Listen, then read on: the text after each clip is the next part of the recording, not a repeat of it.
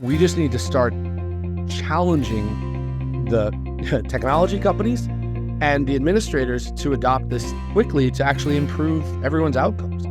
And starting with the doctors and the nurses and saying, hey, let's make this job much better, will inevitably lead to everyone's improved outcomes. Welcome to another episode of the MEDITECH podcast. We're the leader in healthcare technology, empowering you to be a more informed healthcare consumer and provider. Hear the latest from our friends and colleagues on topics we think you should know about. I'm Rachel Wilkes, Director at MEDITECH, and today I'll be your host. I'm joined by AI futurist Zack Kass. Zack has spent 14 years in AI, most recently as the head of go-to-market for OpenAI, where he built its sales, partnerships, and solutions teams. Today, his mission is to champion a future of abundance by demystifying AI and helping leaders around the world prepare for the impending technological revolution. Welcome, Zack. Thanks for having me. So you bring a wealth of expertise to the field, and I'm curious how all this came to be. So could you tell me, why is AI so important to you personally? And can you share a time where AI significantly impacted an outcome or event in your life and what your takeaways were from that experience?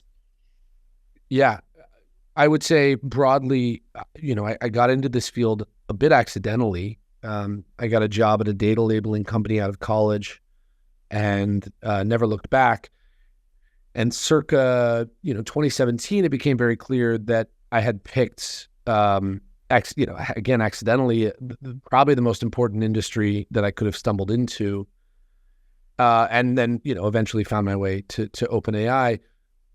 I think that what we are observing right now is the culmination of a bunch of advancements in the industry, namely the discovery of the modern transformer. Most of the reason that anyone cares about AI right now is because we started reimagined the way that we design these models, and the modern transformer, which was discovered in 2017 by 8 Google researchers, is the most seminal moment in this.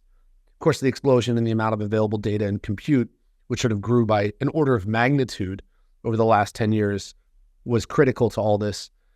AI has changed my life, not just because I happen to work in the field and it's catapulted my career in all sorts of wonderful, abundant ways, but it also has materially improved a number of outcomes.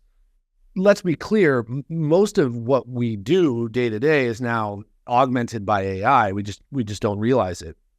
The cost of goods and services have declined, around the world because we are better at doing things like load management and demand forecasting, right? We survived the pandemic's supply constraints in large part due to incredible advancements in shipping and logistics that, helped burden the weight of this really old infrastructure, and help, nations like the U.S. survive what could have been catastrophic outcomes.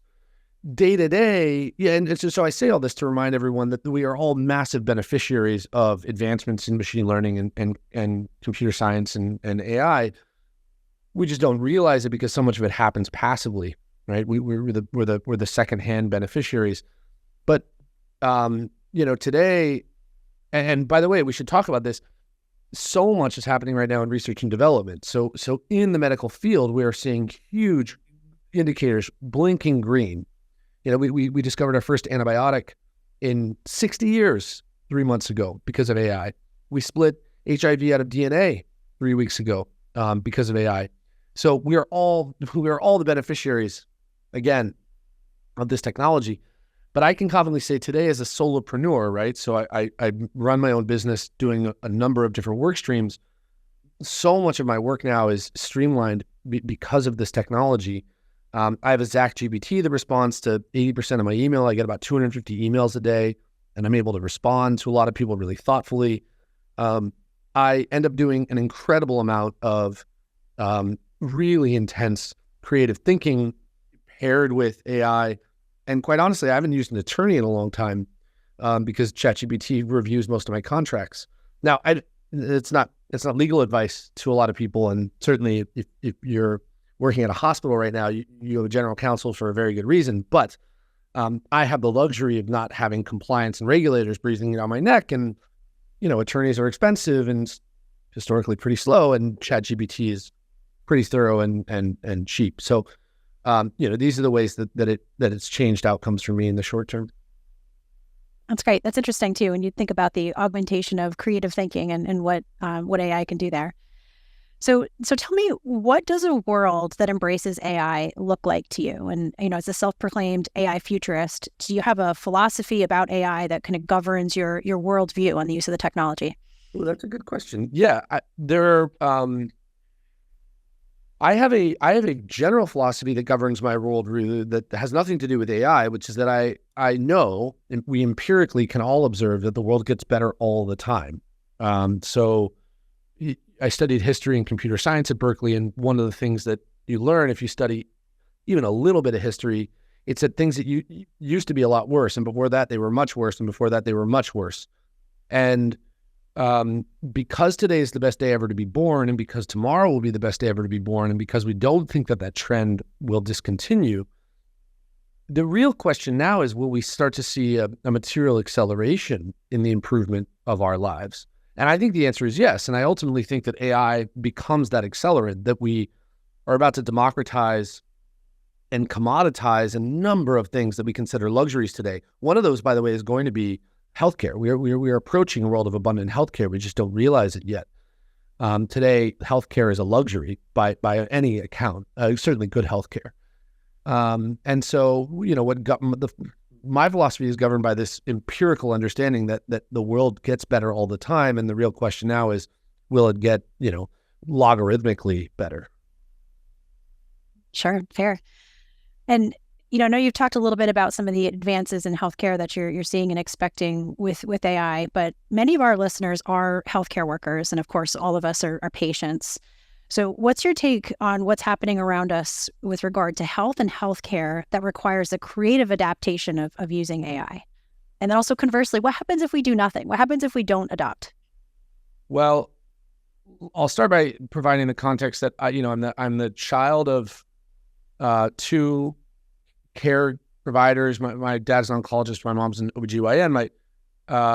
My grandfather was my dad's dad was a urologist. My dad's my mom's dad was a radiologist. Caregiving has sort of been part of something I've observed for a long time. And what's really troubling is, while patient outcomes are getting better, patient satisfaction is somehow declining. Patient care is getting much more expensive despite improved technologies. And caregivers' satisfaction, job satisfaction, is plummeting, right? This is observable. We have a negative replacement rate for doctors. Why? Because doctors don't tell their kids to become doctors, right? In fact, they discourage it. We have a negative replacement rate for nurses, for all sorts of reasons that we can observe and sort of know. If you walk into a hospital, you realize how hard this job is. And so my starting place right now is, it's untenable. We have reached an untenable position where it is so hard to find a happy constituent here, really accept the insurers. And we should, I'll skirt this one very carefully, but if you're a patient, your experience is getting worse. If you're an administrator, your experience is getting worse, right? And by the way, if you're a small hospital, bless your soul, you're doing everything you can to not get gobbled up by a big one. And if you're a big one, you're doing everything you can to not get sued for monopoly. And if you're a doctor, you're doing your best to stay sane. And if you're a nurse, you're probably thinking about changing your career. And this is the sad state of healthcare today, at least in the United States. And so what we need is a great leap. We have to have a great leap. And by the way, I compare healthcare and education and environment in pretty similar, they seem orthogonal, they seem sort of totally unrelated, but they are actually very interesting comps, situations that are truly untenable. There is no incremental path to a better world. We actually need, great leaps forward. And a great leap in this case probably comes in the form of technological improvements, infrastructure change, systematic change. And we've talked about this for a long time, right? We've talked about healthcare needing some massive reboot. The reality is it's too big to have some policy reboot. So what it really needs is a technological one. And AI, I think, represents that opportunity to massively scale R&D, to massively improve doctor and nurse efficiency and proficiency, and to lift the baseline of care such that everyone can start to talk about an improved, not worsened experience. And so my answer is, if we do nothing, then we really will run off some proverbial cliff, right? We will wake up one day with an aged population. Today we have 1 million doctors in the United States. We're projecting to have 800,000 in 10 years. If we don't, 800,000, I think, in 15 years, if nothing changes. And it's not like we're minting more med schools. So something's got to give here. And so my message to the industry is, if we do nothing, then we are truly facing a crisis. And if we think we're facing one today, just wait, right? So this is a chance, I think, for the industry to accelerate out of a mess that, by the way, is really not a fault of anyone's except the weight of the industry. So I agree. And, certainly we have this tremendously overburdened workforce. I agree that we need to take a great leap forward. But when you're, in particular, speaking with physicians or other frontline clinicians, what are you telling them about why they should care about AI? So you just gave us a really compelling picture of what the industry looks like, what some of the needs are, but how are you having that conversation with them about why they should care about this particular technology advancement? I will start by saying, if I have to tell someone why they should care about AI, it's not... It's hard for me to tell someone why they should have to care about AI if they can't extrapolate how far we've come and how far we might go. I'll start by saying that. Now, the truth is, most people have come to realize how quickly this is accelerating, and people, especially in healthcare, are smart enough to extrapolate where it might go. The real issue is that there is so much cynicism in the industry predicated on how slowly things have moved, not outside of healthcare, but inside of healthcare. And so the real issue that I have when I talk to healthcare providers and administrators is not, hey, AI is going to be amazing. It's, hey, is AI actually going to ever find its way into healthcare? This is the question that most people have. This is due to policy and compliance. This is due to the speed at which the industry moves. All a bunch of factors. That being said, my assessment on all this is that there is an incredible amount of computational cruft and bureaucracy that exists in healthcare that we can't actually throw out, right? It is a necessity to the sort of diligent care and compliance, right? And say what you want about HIPAA. I have some issues with what it does to actually the burden on R&D, but it exists and it's not going anywhere. That being said, my dad doesn't need to spend 6 hours dictating charts anymore. He does it because we haven't distributed the technology evenly yet. But the reality is, we have HIPAA compliant ways of recording patient-doctor conversations, transcribing them, note-taking, setting follow-up, distributing to primary care physicians and nurses, and aggregating the notes for the patient file. That alone, right, changes doctor and nurse satisfaction. And that technology exists today, right? Today. We can record these conversations in 180 languages and provide thorough notes. If you extrapolate a little on where this is going, people ought to start caring on an R&D basis. I mean, my thesis is we will cure cancer and neurodegenerative disease within the next 20 years. So there is a whole lot of juice to squeeze here. We just need to start challenging the technology companies and the administrators to adopt this quickly to actually improve everyone's outcomes.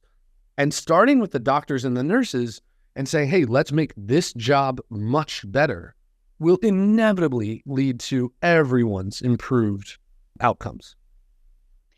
Yeah, I agree. And I think what I've seen from my perspective working here at MEDITECH is this degree of cautious optimism, certainly understanding the upward capability of this technology to reduce burden, but also having a fair degree of, okay, well, what are some of the other implications? What are the things we should be thinking about? And I think one of those are the ethical considerations. So from your perspective, for the health IT community, for vendors, even for organizations deploying healthcare IT solutions. How do we ensure that ethical considerations and biases are addressed in both the AI development process, developing the technology, and in the deployment at individual healthcare delivery systems? Well, I have a hot take, which is I don't think we need any new policy. Hospitals, MEDITECH, and technology providers are sufficiently governed today by laws that are pretty comprehensive with respect to ethics, morality. We are very careful about what we allow companies that provide healthcare in the United States and those who support healthcare providers to do. Ethics is a popular button to press with respect to AI because there are lots of concerns around new ways to break new laws. And my point here is simply, we have made it very clear what doctors can and cannot do, what nurses can and cannot do, and AI doesn't actually introduce new issues. What AI does is create new complexities in how we govern those laws. And so what's really critical here is making sure that the technologies that are being utilized are HIPAA compliant, are sufficiently secure and private, that the patients are aware that these technologies are being used. There is no world in which a patient is going to be diagnosed anytime soon by AI. That's not something that a doctor is going to do. And it's also, by the way, not something that is legal. I mean, we have actually already adjudicated this. So what we really need to do is decide that, in fact, the risks that we're discussing here aren't new, right? They are just being presented to us again, but that we've already basically stipulated what doctors and nurses can and cannot do, and that we should, effectively protect for these things. And by the way, what isn't ethical is often also just bad practice. So for example, we may not actually have ever considered whether a doctor can spoof their own voice to tell a patient about a prognosis. That's probably not something that we've ever adjudicated. It's also not something that a patient would want. And so I think what we also need to be honest about is like, look, let's find all the efficiencies in the system and also guard for patient satisfaction and outcomes, which should be in the interest of the administrator and the caregiver. That's fine. What I think, where there's a lot of hand-wringing, and I frankly don't think there should be right now, is around this idea of biases in the system. And what I remind everyone is, if you think AI is biased, go meet your neighbor. The reality is, what's unique about AI is this idea of explainability. Humans lack explainability, and this is such an important concept, right? There is not enough therapy in the world for an entire hospital of doctors to understand their own biases, right? We are creatures of incredible complication. And this idea, we throw out around these terms of trauma and triggering these days, but it's true. We grow up with all these events that lead us to believe certain things. A doctor would never, ever begin to understand why they believe something, right? It would take years and years of incredible psychoanalysis. Moreover, they would never actually admit that thing. They would never say to a patient, hey, I struggle in the OR sometimes because I had a broken relationship with my father, right? These are real things that happen in everyday lives that we can't actually process because it's not appropriate and we're not capable of it. AI is capable of actually explaining the decisions that it makes. So if AI makes a recommendation or, concludes something, it's actually quite capable of saying, here's why I did this. AI is far less biased, therefore, than humans. And this idea that we are introducing new bias is sort of funny to me because it's potentially the first system that we've ever explored that has human intellectual equivalence without human bias equivalence. And, for the first time ever, we might be able to have a system that doesn't actually consider all of the things that humans consider when it makes really critical, important decisions. It's an interesting way to put it too, is the human intelligence without the level of human bias. And given that, and that I don't know how many people are thinking that way, but how do you have organizational leaders foster a culture of trust within an organization for AI? So you've talked about explainability, you've talked about AI maybe not having the biases that people think, that humans think, but I kind of guess, how do you, I guess that's the psychology of getting through that and making sure that people are okay and just getting to the point where they do trust AI, particularly in healthcare? Well, I don't know that any traditional systems are inherently skeptical of change, which is a feature, not a bug. And MEDITECH knows that well, right? Introducing a new product or a new feature into a MEDITECH software is a very, very, I'm sure, journey with the hospital, because you're talking about years and years, decades of behavior that is, hard to change. And having observed my parents, doctors are not particularly technologically savvy, and that's by no fault of their own. It's just not the skills you learn. And so introducing change is hard, period. So how do we best do this? Well, incremental improvements that have material outcome are the easiest way to do this. And one of the things that we should be doing is finding the highest pain and lowest risk points. And obviously that's in note-taking. I mean, this is why I bring this up over and over again. Note-taking is this exceptionally high pain and exceptionally low risk place, because if you're recording the conversation, you can go back and re-listen, right? Just because a transcript arrives and just because you're 99% sure that's the transcript, you can still re-listen to the conversation. So it's actually introducing redundancy and safety. Starting at a place like this allows the system to slowly maneuver and acquire trust in what will eventually be sort of sweeping improvements to practices. But, starting at, again, the Venn diagram is where do people experience a bunch of pain today? Where are we willing to explore this technology? And where's the outcome obviously going to be really good? And, this is how any system adapts to change, but in particular, one that's designed to move very slowly or update very slowly, like a hospital. This is exactly how we should be introducing this new technology. And it's, I think, that one of these things where a doctor is going to get this, it's going to change, or a nurse is going to change their life, and then everyone's going to go, wait a second, how do I get this thing? And then the administrators aren't, instead of the administrators trying to push trust, the administrators are actually going to be feeding, we're going to flip the script suddenly. And the technology that we introduce is going to be seen as this welcome versus this, rejection. And we've seen quite a lot of that too. So our own experiences, the note-taking documentation has been an area, one of the first kind of set of use cases that we've tackled, because it's the same thing. It's a highly burdensome, intensive area that we feel like once you get some wins there, that can help, build some trust and competency in the technology. So I know you talked about AI shouldn't be doing any diagnosing, right? But from your perspective, what are any other things that AI in healthcare can't or shouldn't do?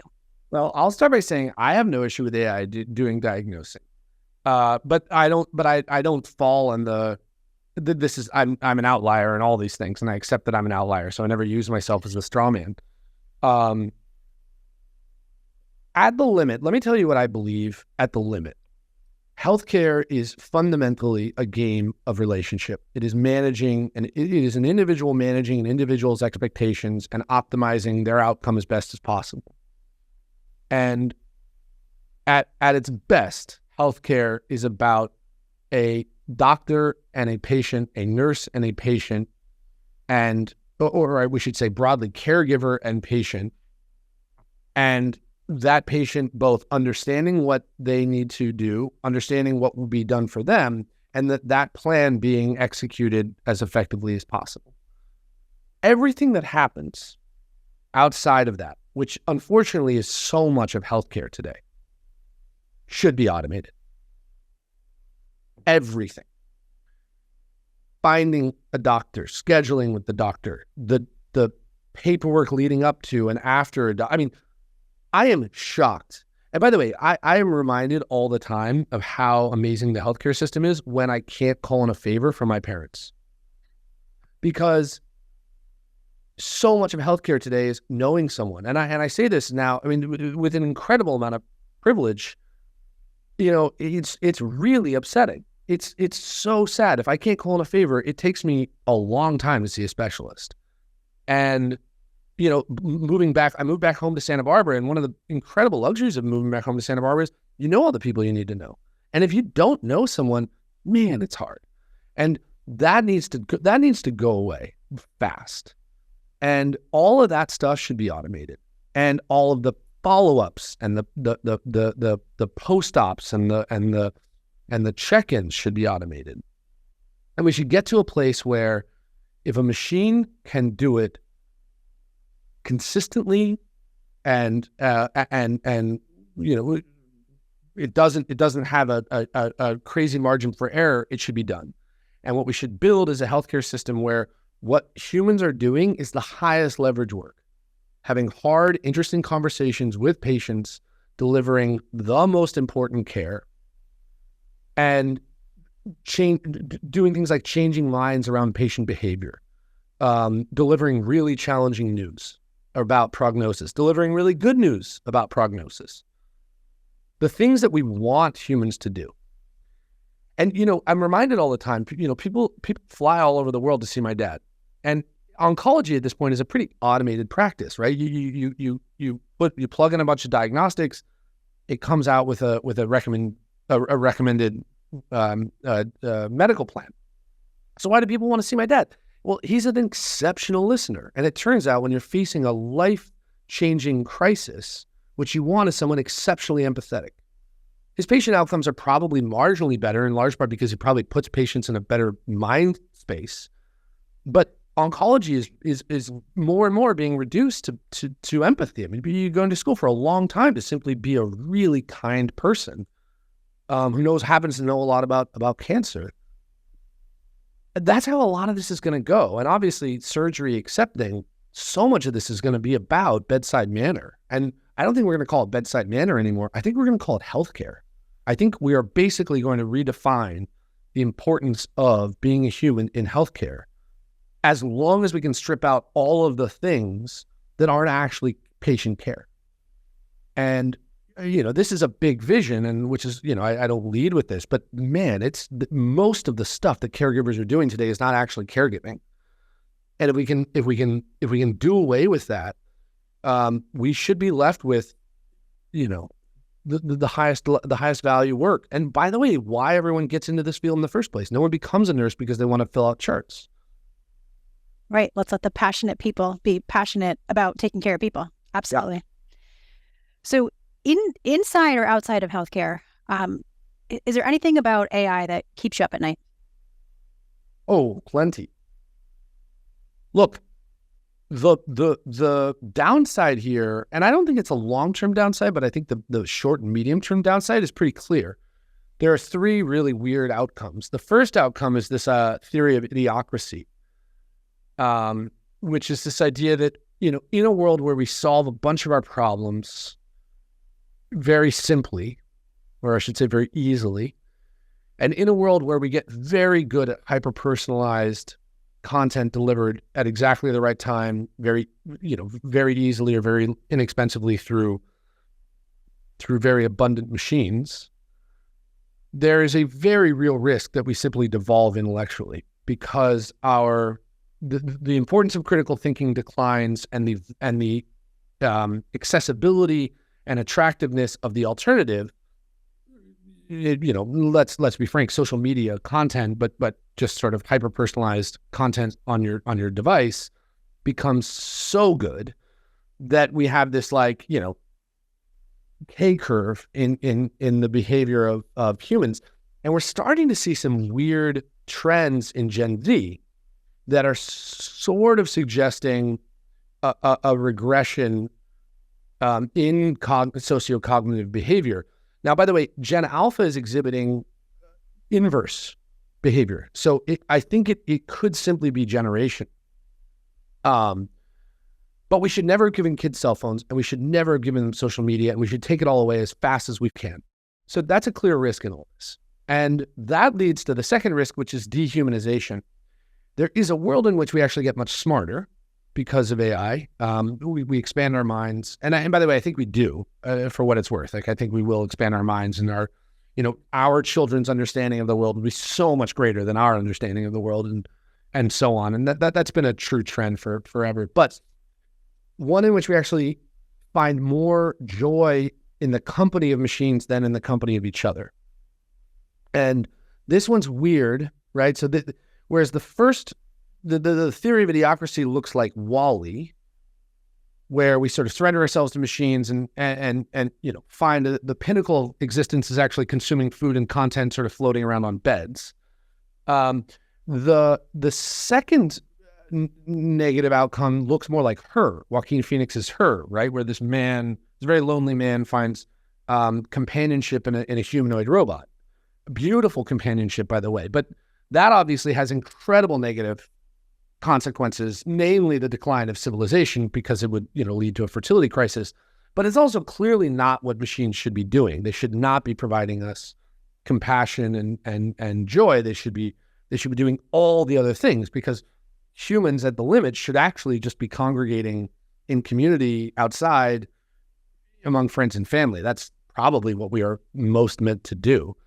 So those are the two risks. And then, the third risk, which is the one that I think is inevitable, quite honestly, whereas the first two I think we can avoid with some really thoughtful management. The third is this idea of an identity displacement crisis. So right now there's all this attention on job displacement, and I think it's misguided. And I don't think it's misguided because jobs will not change and come and go. I think it is misguided because the real risk is not the economic implications of your and my work changing, right? It will change. That is for sure. What is scary, though, is that while we may be able to put food on the table, attaching our sense of self and our identity to our work that is constantly moving will be very hard.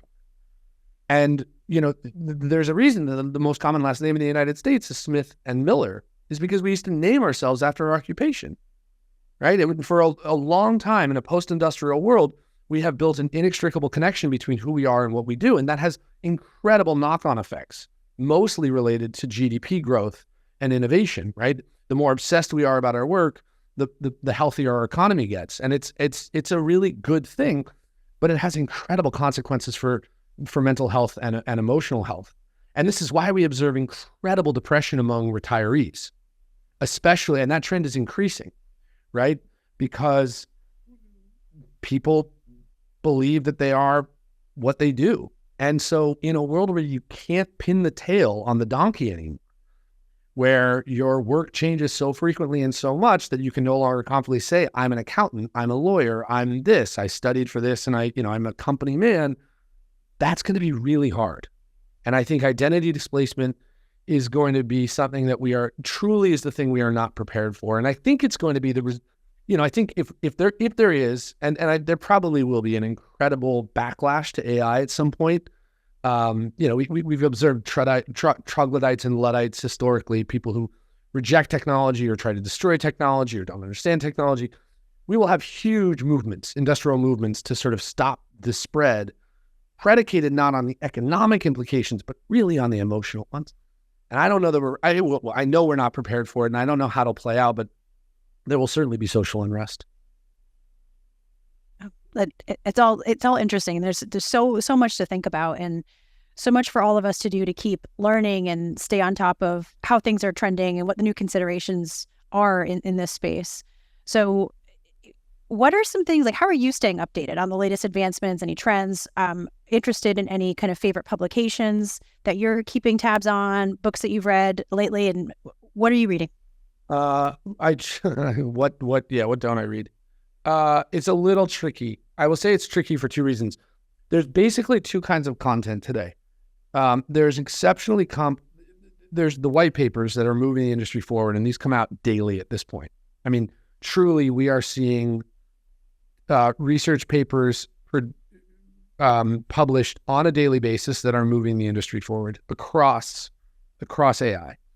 Yesterday, Rachel, we saw 2 state-of-the-art models published. I mean, that's how fast this stuff is moving. If you are interested and you are academically inclined, there are a lot of places to read the white papers and to see the latest.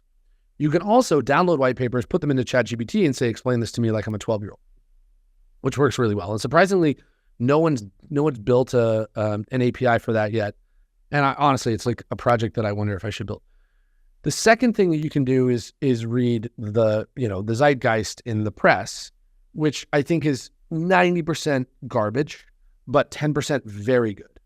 And there are a handful of people that are consistently writing really thoughtful things that sort of cross the chasm. In AI, there's basically a quadrant of thinkers: people who think it will be very good, people who think it will be very bad, people who think it's moving really quickly, people who think it's actually moving slower than we think. And so in that quadrant, you basically have people who, in the upper right where I exist, people who think it's moving quickly and it's very good, etc. There are a lot of places to go. The 3 books that I recommend that everyone read are The Coming Wave by Mustafa Suleyman, Life 3.0 by Max, actually 2 books. I'll keep it simple. Life 3.0 by Max Tegmark and The Coming Wave by Mustafa Suleyman. Those are 2 approachable, good books that give you a comprehensive understanding of the future of AI. I have a book coming out later this year. MEDITECH can buy one for all its clients. I'll sign it. And those are written by 2 moderately optimistic people who recognize all the risks. And Life 3.0 by Tegmark is really considered, I think, the gold standard in this stuff. Outside of that, my best advice to people is stop listening to the news. It's poisoning minds. It's not helping anyone, and they don't know what they're talking about. Like, they really don't. I mean, they're trading on fear. If you turn on CNN tonight, you'd be convinced that the world might end tomorrow, and it's just not. It's going to get a whole lot better tomorrow. And the best thing we can do is demand that mass media start telling us, giving us reasons to be optimistic. It's the most interesting thing that they could do today. Right. We'll definitely have to check out those books. Appreciate the recommendations there. And again, given how fast everything is evolving here, for folks that are looking to either start a career in data and analytics or AI, or advance their AI specific skill sets, for folks in like specifically technical roles, anything that they should be thinking about? Yeah. So if you're an administrator, if you're operating in a very technical role, this is going to sound self-serving on this podcast. Please be prepared to adopt the technology that is going to materially change the direction of the hospital and the caregivers' experiences. We cannot live and die by the excuse that it's a hospital, so it moves slow. It's not an acceptable answer anymore. So the buck stops with someone. And so my encouragement to anyone who operates in a highly technical role is adopt the stuff that can materially change these outcomes. Adopt it at home so that you can be a holistic practitioner, and adopt it at work because people actually want it. And it will materially improve the cost and the outcomes of everyone's care. And please do not hide behind the excuse that hospitals must move slowly. It's a self-fulfilling prophecy that we can break. We have the power to make these systems move quicker. Totally fair. And my last question for you, I think aligns with everything that you've said and how you describe yourself as a futurist. Let's kind of close with, how do you see AI evolving in the next 5 to 10 years, and the implications you see, maybe most specifically on healthcare? Well, we will have AGI within 10 years, and that's going to be one of these, seminal moments in the human experience that we'll look back on quite like we look back on fire, except that it'll proliferate almost instantaneously. And in that sense, I think we're about to experience the greatest industrial revolution in the human experience. That being said, in the next 2 years, we will see in the next year, we will see agentive AI. So autonomous agents that will do things on our behalf. And suddenly, instead of, imagine a Siri that worked. This is sort of what I tell people. And such that instead of actually opening up our apps and opening up our browsers, we will start to give assignments to this technology. And that's going to be this Wright brother moment for a lot of people where they go, oh, you know what? Actually, my life is filled with a bunch of crap and bureaucracy that I don't actually enjoy and that doesn't accrue value to me. It's just stuff I have to do. And suddenly everyone's going to start to experience AI in a really profound way.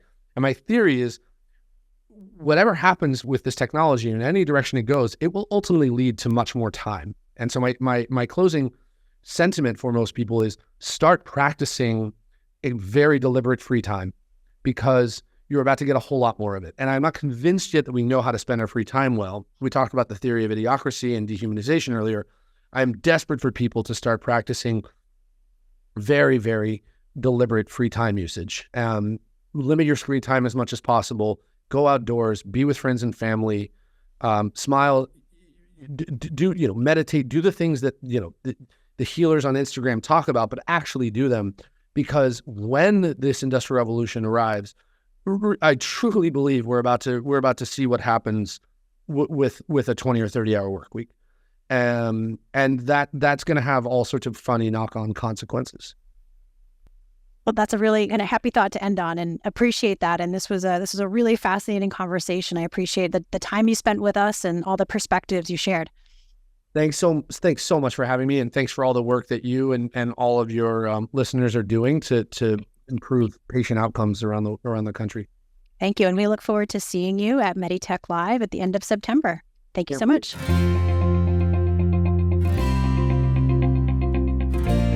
Thanks for tuning in. Stay informed and subscribe to the MEDITECH podcast, and we'll talk to you next time.